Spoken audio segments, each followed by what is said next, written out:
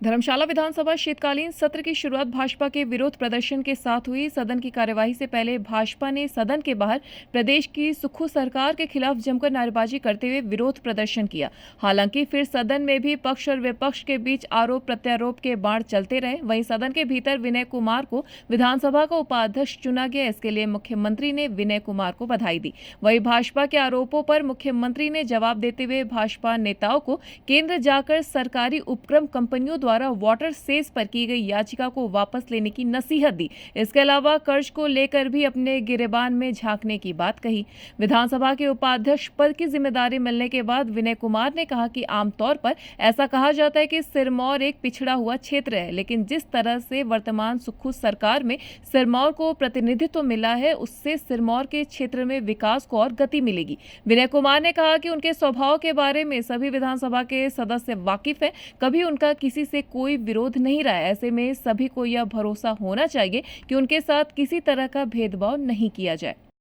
सबसे पहले अपने दुमका विधानसभा क्षेत्र के सभी लोगों का धन्यवाद करता हूं, जिनकी बदौलत मैं आज तीसरी बार उनके विधानसभा में आया हूँ अपने विधानसभा क्षेत्र के लोगों की वजह से। और इससे पूर्व मेरे स्वर्गीय पिता डॉक्टर प्रेम सिंह जी भी इस माननीय सदन के सदस्य 6 बार रहे हैं और पहली बार डॉक्टर वाई.एस. परमार जी के बाद, क्योंकि वो मेरे विधानसभा क्षेत्र को रिप्रेजेंट करते थे और मुझे बेहद खुशी है कि जिस विधानसभा क्षेत्र से प्रथम मुख्यमंत्री और हिमाचल निर्माता रहे हैं, उसी विधानसभा क्षेत्र को मैं भी रिप्रेजेंट करता हूं। और उनके बाद ये पहला मौका है कि एक कॉन्स्टिट्यूशनल पोस्ट पर हमें यहाँ नवाजा गया, तो मैं उसके लिए माननीय मुख्यमंत्री जी का धन्यवाद करता हूँ, उप मुख्यमंत्री जी का धन्यवाद करता हूँ और नेता प्रतिपक्ष जयराम जी का भी धन्यवाद करता हूँ। और माननीय सदन के जितने भी सदस्य हैं जिन्होंने निर्विरोध मेरा आज चुनाव किया है, उन सभी का मैं तहे दिल से धन्यवाद करता हूं। और विशेष तौर पे जो रेणुका विधानसभा क्षेत्र के लोग यहां आज पहुंचे हैं, उन सब का इतने दूर आने पे मैं धन्यवाद करता हूं। और मैं विश्वास दिलाता हूं कि जो हमारे विधानसभा क्षेत्र की जो विकास है उसको हम गति देंगे और आगे बेहतर काम कर सकेंगे। देखिए, ऐसा है,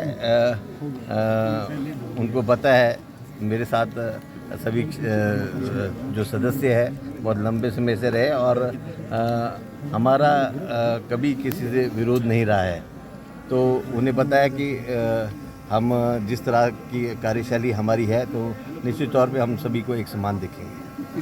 सिरमौर के लिए किस प्रकार से मानते हैं? देखिए, ऐसे हमेशा बोला जाता है कि सिरमौर हमारा पिछड़ापन जो है बहुत ज़्यादा है सिरमौर में, पर हम ये देख रहे हैं कि जिस तरह से हमें पदों से नवाजा गया है और उस तरह से गति आएगी विकास में, और जो भी हमारे से सिरमौर की जनता के लिए बन पड़ेगा, हम उसमें दिन रात मेहनत करेंगे और सिरमौर को आगे ले जाएंगे। भाजपा के विरोध प्रदर्शन पर मुख्यमंत्री ने कहा कि प्रदेश की भाजपा के पास कहने के लिए कुछ नहीं बचा है। ऐसे में खबरों में बने रहने के लिए यह प्रदर्शन कर रहे हैं। वहीं विधानसभा सत्र के दौरान कर्ज का मुद्दा एक बार फिर चर्चाओं में है। इसको लेकर मुख्यमंत्री सुखविंदर सिंह सुक्खू ने कहा कि भाजपा के लोग अलग अलग तरीकों से झूठ बोलने का काम कर रहे हैं। उन्होंने कहा कि केंद्र सरकार ने प्रदेश पर 6,500 करोड़ प्रतिवर्ष कर्ज लेने की सीमा लगा दी है। भाजपा के समय में यह सीमा 14,000 करोड़ की थी और भाजपा ने तय समय तक कर्ज लिया। ऐसे में भाजपा नेता वर्तमान सरकार पर कैसे कर्ज लेने का आरोप लगा रहे हैं।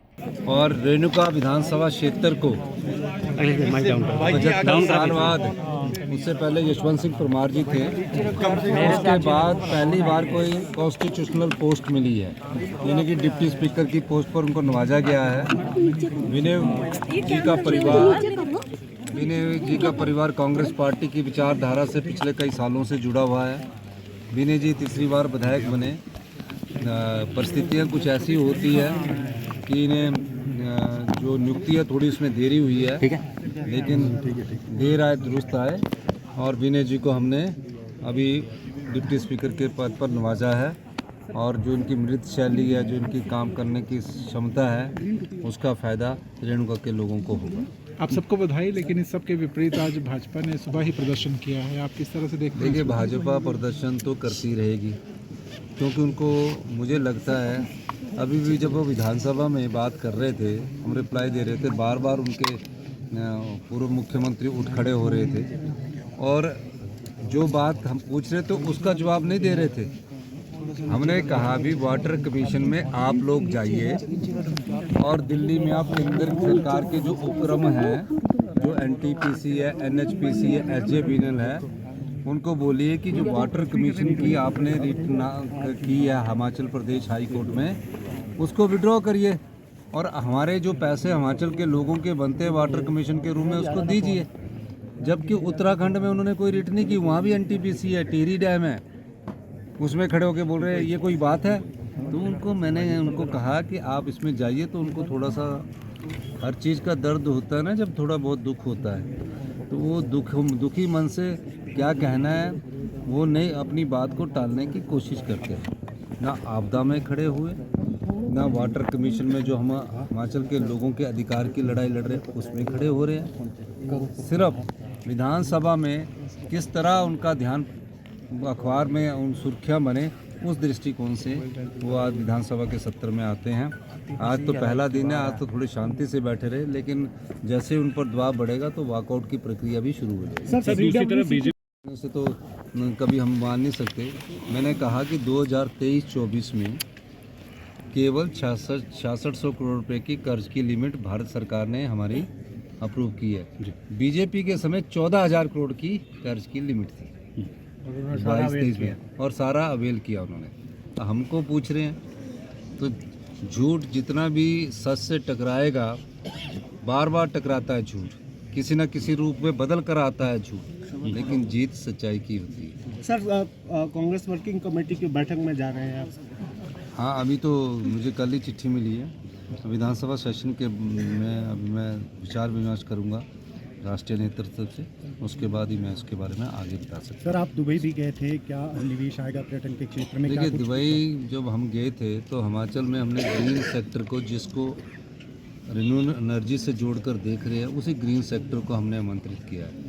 और मैं आपको एक बताना चाहता हूँ कि कांगड़ा के इतिहास में पहली बार सबसे बड़ा पेप्सी को 270 करोड़ रुपए का कारखाना लगाने जा रही है इंदौरा में, जिसका शिलान्यास करने में कल इंदौरा जा रहा है। तो सबसे बड़ा, ये सबसे बड़ा निवेश है।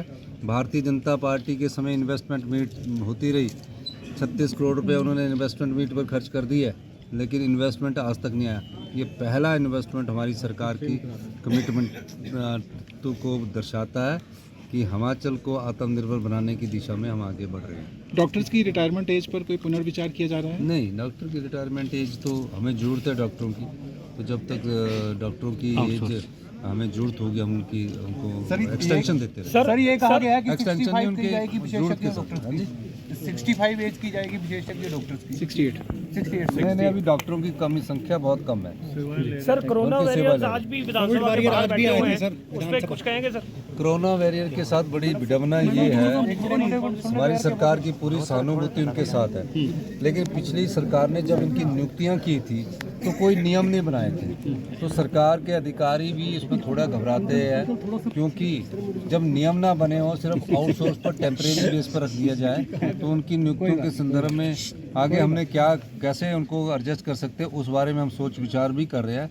लेकिन कोरोना वॉरियर के मामले में अभी सरकार ने सोचा कि जब कभी इंटरव्यू हो तो उन्हें कैसे 1 नंबर या 2 नंबर या नंबरों के हिसाब से उनको कैसे एडजस्ट किया जा सकता है, उस दृष्टि से सरकार विचार कर रही है। सर, आज और पिछले कल भाजपा ने आपकी गारंटियों को लेकर के सवाल उठाए हैं, आप कुछ कहेंगे इस पर? कौन सी गारंटियों के लिए? जो भी गारंटियां कांग्रेस ने दी थी तो सरकार ने। 1 साल में 3 गारंटियां पूरी होगी, 5 साल के लिए हम चुनकर आए हैं, तो 10 की 10 गारंटियां हम पूरा करेंगे।